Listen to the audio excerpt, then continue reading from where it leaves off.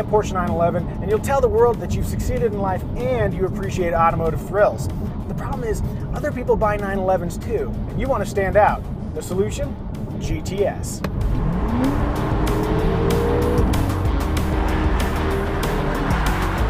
In essence, the GTS takes the 911S, adds some performance and some visual differentiation, and bam, you've got automotive pedigree.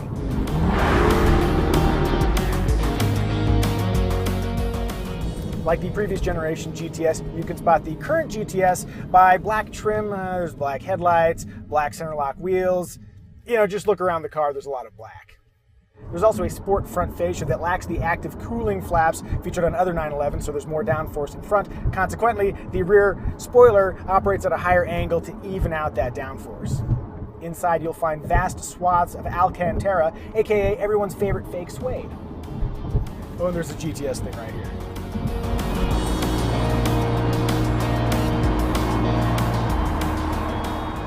As for performance, the GTS comes standard with the optional power kit. Well, it's optional on the 911S, but it's standard on the GTS, and that bundles the Sport Chrono package, a Sport exhaust, and a 30 horsepower bump, raising the maximum to 450 horsepower. Yeehaw. There it is.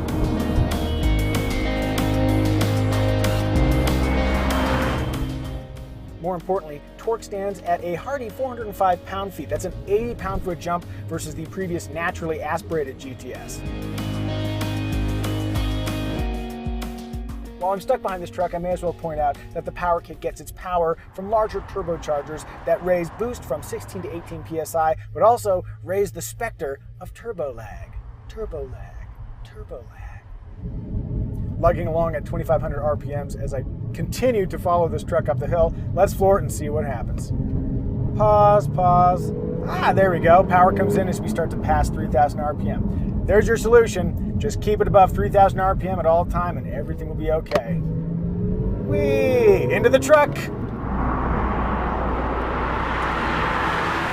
When you don't have a truck in front of you, and if you're driving the quickest PDK all-wheel drive coupe version of the 911 GTS, you can hit 0 to 60 in a rapid 3.4 seconds.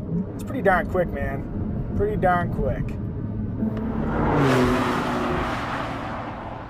As expected, the PDK dual clutch transmission knocks out the kind of seamless, ultra fast shifts that we've done. See, that was a crazy downshift to first. I couldn't even feel that.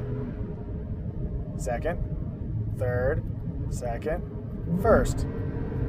PDK, it's good, but for purists, there is a 7-speed manual transmission available. Working the 5th to 7th gear region in the manual can be a little bit tricky, but spend more time with it, you'll get used to it, it'll be just fine.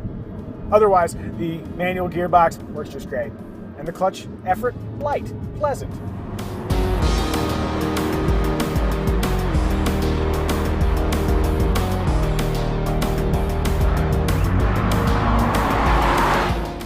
One cool feature about the GTS is that they all feature the wider rear fenders of the Porsche 911 4S, which means sexier rear fenders and more space for Pirelli P0 summer tires. With wider 305/30 rubber out back, Porsche wisely decided to add a stiffer rear sway bar, and put to good use, the results are exquisite. Glorious levels of grip, blissfully immediate steering. Yeah, the Porsche 911 GTS is pure, uncut vehicular joy.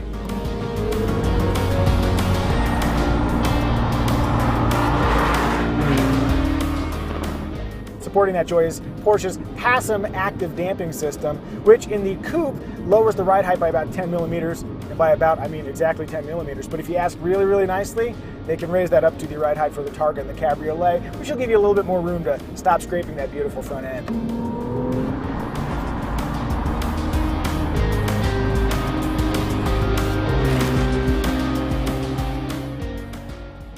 Nobody wants to show up to the party wearing the exact same black dress as somebody else. I am assuming. Buy a 911 GTS and your 911 individuality is a little bit more secure. Beyond trim differentiation though, I think the GTS hits a stylistic and performance sweet spot in the 911 lineup. And it's a value. Yeah, $120-something thousand Porsche 911 doesn't sound like a value, but if you couple the Sport Chrono package, Sport exhaust, the power kit, the wheels, all that stuff on a regular 911S would cost more than the roughly $15,000 jump from an S to a GTS. That's value, people. So we have value, looks, and performance. Put it all together, and I think if I were buying a 911, I'd buy a GTS. The only question is, do I go Targa or Coupe? And how do I come up with $122,000? For the record, if every one of our YouTube subscribers were to give me just $1, I could buy a couple of these. Just saying.